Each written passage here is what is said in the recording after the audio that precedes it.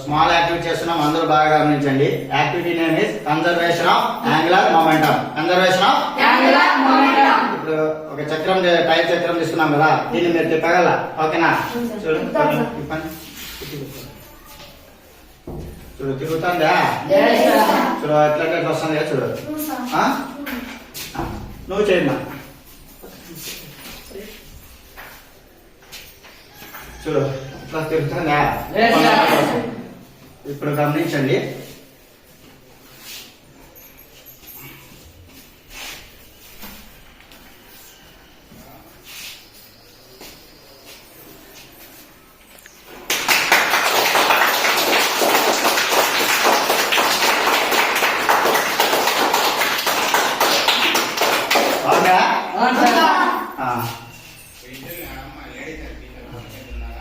దీనికి రీజన్ తెలుసా? చూడండి, దీనికి రీజన్ తెలుసా? దీనికి ఇప్పుడు ఏం జరుగుతుందంటే, ఇక్కడ ఈ కన్జర్వేషన్ అంటే టార్క్ అనేది జీరో. టార్క్ ఏది? జీరో. టార్క్ అంటే అక్షం. టార్క్ అనేది అంటే ఒక వస్తువుని సులభంగా పైకెత్తడానికి ఊతంగా ఉపయోగించడాన్ని టార్క్ అంటాం.